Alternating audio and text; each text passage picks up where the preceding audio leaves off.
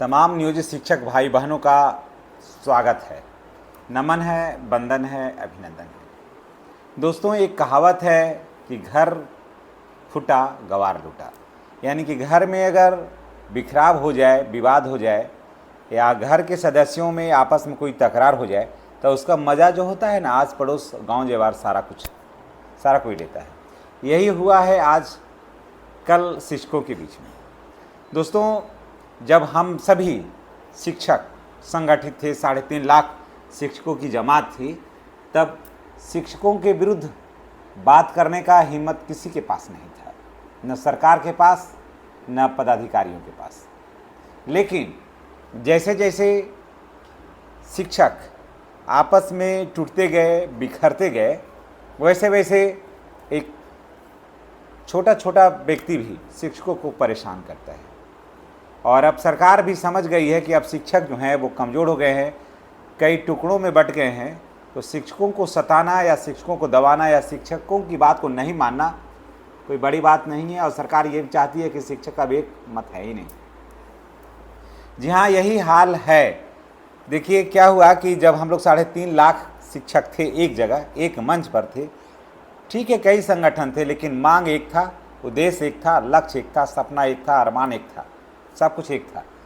लेकिन जब हम बट गए, टुकड़े में हो गए, तो आज देखिए हम लोग बने विशिष्ट शिक्षक, बहुत सारे भाई बहन हमारे विशिष्ट शिक्षक बन गए, हम लोग रह गए नियोजित शिक्षक। इस मायने में कि क्योंकि हम लोग सोचे कि अभी हम लोगों को परीक्षा नहीं देना, अभी भी प्रोग्राम बना रहे हैं हम लोग सभी इकट्ठे हैं कि परीक्षा नहीं देना है। लेकिन देखिए सरकार की मंशा, सरकार का सोच देखिए कि सरकार 2012 में, आप लोग याद करिए कि 2012 में सरकार जो नीति बनाई उसमें था कि 8 वर्ष, जिनकी सेवा 8 वर्ष हो जाएगी, है ना, उनको मिलेगा प्रोन्नति। ठीक है, 12 वर्ष के बाद फिर और भी प्रमोशन होगा, वो प्रधान अध्यापक के पद पर जाएंगे। उसके बाद फिर सरकार फिर फैसला लाई विशिष्ट शिक्षकों के क्रम में, वहाँ तक भी था कि शिक्षकों को, नियोजित शिक्षकों को, स्थानीय निकाय के शिक्षकों को प्रोन्नति मिलेगी। लेकिन अब सरकार की जो मंशा है वो शिक्षकों के प्रति साफ नहीं है और सरकार अपने ही नियमावली को बार बार चेंज कर रही है। ठीक वैसे ही एक भोजपुरी में बहुत ही मशहूर गाना है, छन छने बदले तोहरो मिजाज रजबू, आपने गाना सुना भी होगा। और देखिए नियमावली का मतलब ये होता है कि एक बार जो लागू हो गया तो उसमें आंशिक संशोधन किया जा सकता है, कर्मचारी के हित को ध्यान में रखते हुए। कर्मचारी को परेशान करने के लिए संशोधन नहीं होता है। नियमावली ये शर्त होता है कि इन शर्तों पर आपको नौकरी करना है, इन शर्तों पर आपको सेवा देना है, और उन शर्तों को मानते हैं लोग तभी उसमें जाते हैं। यही नियमावली 2006 में लागू हुआ था। उसके बाद फिर 2012 में लागू हुआ और परिणाम क्या हुआ कि उसके बाद फिर सब कुछ बदलते रहा, बदलते चला गया और फिर सरकार जो है वो शिक्षकों को परेशान करना चाहती है, स्थानीय निकाय के शिक्षकों को परेशान करना चाहती है। ये सिर्फ स्थानीय निकाय के शिक्षकों को इसलिए नहीं परेशान करना चाहती हूँ, जान रहा है सरकार, ये जानती है ये बात को कि अभी जो शिक्षक बचे हुए हैं वही मेन नियोजित शिक्षक हैं और सरकार ये चाहती है कि इसको तोड़ें और मड़ोड़ें। लेकिन कितना तोड़ सकिएगा आप? ये इतना ना संघर्ष किया है, इतना ना जज्बातों के साथ लड़ा है, अपने हालातों के साथ लड़ा है कि ये बहुत बिल जो भी है सब स्टिल है एकदम, इसको आप कुछ भी नहीं कर सकते। सरकार जब शिक्षकों को दबाना चाहिए तो सरकार, शिक्षक कोर्ट में गए, कोर्ट से थोड़ी राहत मिली शिक्षकों को। तब देखिए क्या हुआ कि अब सरकार कहाँ जा रही है, शिक्षकों को परेशान करने के लिए कि इसको नहीं देना है प्रमोशन, नहीं तो सभी को देना होगा। तो सरकार जो जा रही है LPA में जा रही है। अब सोचिए, कोर्ट से मामला नहीं हुआ तो अब LPA में जा रही है, क्योंकि ये चाहती है सरकार कि प्रमोशन नहीं देना पड़े और विशिष्ट शिक्षकों को भी नहीं देंगे, कारण कि सेवा नया हो गया है। जो प्रधान शिक्षक बनेंगे उनको भी नहीं मिलेगा ज़्यादा कुछ, क्योंकि उनके भी सेवा नया हो गया है। तो जब सेवा नया हो जाएगा तब तो फिर अब 8 वर्ष और 12 वर्ष होगा, उसके बाद देखे जाएंगे फिर कौन सरकार रहेगा, कौन जाएगा। ये तो कम से कम यहाँ से तो छुटकारा हो गया, अब प्रमोशन तो किसी को देना ही नहीं है। लेकिन मैं तमाम शिक्षकों से ये कहूँगा कि अभी आपको घबराने की ज़रूरत नहीं है, अभी परेशान होने की ज़रूरत नहीं है। अभी आपके पास वक्त है, ज़रूरत है धैर्य बनाए रखने का, ज़रूरत है संगठित होने का। संगठित रहिए, आपस में कम्युनिकेट रहिए, आपस में बात को जारी रखिए। जो नेता हैं बहुत से चले भी गए हैं, जाने दीजिए, जो चले गए उनको जाने दीजिए। एक जगह बैठिए, अभी तो समर वेकेशन था, व्हाट्सएप ग्रुप के माध्यम से एक जगह बैठिए, आपस में कुछ मंत्रणा करिए, कोई राय करिए। उस एक जगह बैठने से बहुत सारी बातों का हल निकलता है, कारण कि जब तक आप संवाद करिएगा नहीं तो किसी भी विवाद का हल नहीं निकलेगा। तो संवाद होना बहुत ज़रूरी है, और संवाद जब करिएगा तो निश्चित रूप से कुछ बातें हमारी, कुछ बातें आपकी, कुछ बातें इनकी, कुछ बातें उनकी, जब सारे बातें जब एक जगह इकट्ठे होती है तो उसमें से निचोड़ करके कुछ फ्रेश और ताज़ी एक अच्छी बातें बाहर निकल के आएगी। तो निश्चित रूप से शिक्षकों के हित में, नियोजित शिक्षकों के हित में बेहतर होगा। कारण कि जो नियोजित शिक्षक अब बचे हुए हैं वो इसलिए बचे हुए हैं कि वो मेन योद्धा थे, मेन योद्धा यही थे, और इन्हीं के बल पर पूरा बिहार जो है वो राज कर रहा था। 1500 से लेकर के 50,000 तक ये जो पहुँचे हैं लोग, इन्हीं लोगों के बल पर, जो अभी तक सक्षमता नहीं दिए हैं। ऐसा नहीं कि ये सक्षमता दे करके जा नहीं सकते थे, ऐसा नहीं कि जो नहीं दिए इनमें टैलेंट नहीं है, सारा कुछ इनमें है, लेकिन अड़े हुए हैं कि हम नहीं देंगे। इसलिए नहीं देंगे कि ये अपना ज़मीर की बात है, ये अपना स्वाभिमान का बात है।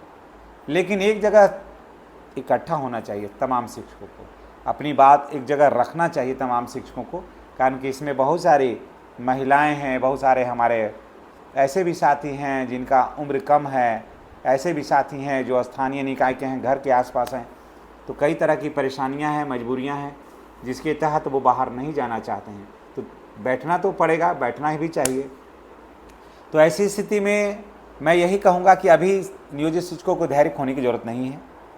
और अभी आपने देखा होगा कि एक छुट्टी अवकाश का जारी हुआ था, उसमें साफ लिखे हुए था कि स्थानीय निकाय के शिक्षकों को छोड़कर सभी को, तो स्थानीय निकाय के शिक्षकों को ज़्यादा छुट्टी की ज़रूरत भी नहीं है वैसा। और सरकार जो है ये क्या कर रही है, ये मानसिक रूप से प्रताड़ित कर रही है, मानसिक रूप से इसको परेशान करना हुआ, शिक्षकों को डिप्रेशन मिलाना, शिक्षकों को मानसिक रूप से टॉर्चर करना कि ताकि ये लोग यहाँ से स्थानीय निकाय से हट करके विशिष्ट शिक्षक बने। और सरकार जो है वो प्रमोशन नहीं दे, सरकार को ज़्यादा खर्च नहीं हो, ये सब करना चाहती है। और ये सरकार, हालांकि मैं तो ये साफ कहूँगा कि सरकार अपने मंसूबे पर, अपनी सोच पर, अपनी समझ पर खरा तो उतर रही है, इसमें तो कोई किंतु परंतु नहीं है। कारण कि शिक्षक जो हैं वो धीरे धीरे तो जा रहे हैं, और सरकार का यही तो मंशा है कि शिक्षक चले जाएंगे, प्रमोशन नहीं देना होगा इनको, और जैसे मर्जी होगा उसको घुमाएंगे अपने हिसाब से। और जब तक स्थानीय निकाय में रहेंगे ये शिक्षक तो उतने आसानी से डरने वाले नहीं हैं, दबने वाले नहीं हैं। कारण कि डायरेक्ट सरकार का यहाँ पर नहीं चलता है, यह स्थानीय निकाय से है। तो ये इसका जो है मेन रूप से पंचायत सेवक ही होता है स्थानीय निकाय में। तो यहाँ बहुत सारी बातें हैं जिसकी वजह से सरकार चाहती है कि इसको यहाँ से निकाल के बाहर करो। और ये सिद्धार्थ सर कहते हैं कि राजनीति होती है लोकल रहने से। राजनीति क्या होगी जब आप ही तो बाल संसद का गठन किए हैं, मीना मंच का गठन किया है, आपने ही तो विद्यालय शिक्षा समिति का गठन किया है। ये भी तो एक तरह का राजनीति ही तो है। आप ही तो उसमें प्रधानमंत्री बनाए, शिक्षा मंत्री बनाए, स्वास्थ्य मंत्री बनाए। बाल संसद में ये राजनीति नहीं है क्या? ये भी तो राजनीति का ही एक रूप है। बच्चा बचपन से ही राजनीति सीखता है।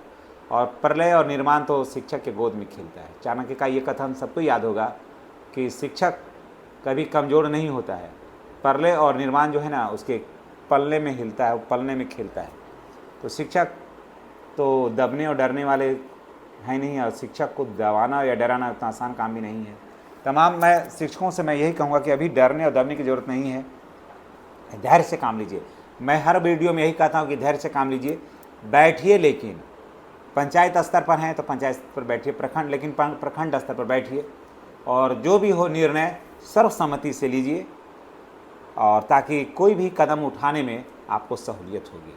मेरे विचार से आप कितना इत्तेफाक रखते हैं, कि मेरे विचार से आप कितना सहमत हैं, कमेंट करके बताइएगा।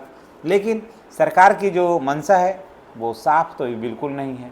सरकार ये चाहती है कि स्थानीय निकाय को, शिक्षकों को यहाँ से बाहर निकाला जाए और इसको कमज़ोर किया जाए, तोड़ा जाए, प्रोन्नति से रोका जाए, इनको किसी तरह का प्रमोशन नहीं दिया जाए। ये चीज़ सरकार ये जानती है, जबकि नियमावली सरकार ने ही बनाई। मुख्यमंत्री उस समय भी वही थे, मुख्यमंत्री आज भी यही हैं। तो अपने ही काल में बार बार सिस्टम को बदलना ये शुभ संकेत नहीं है किसी भी राज्य के लिए।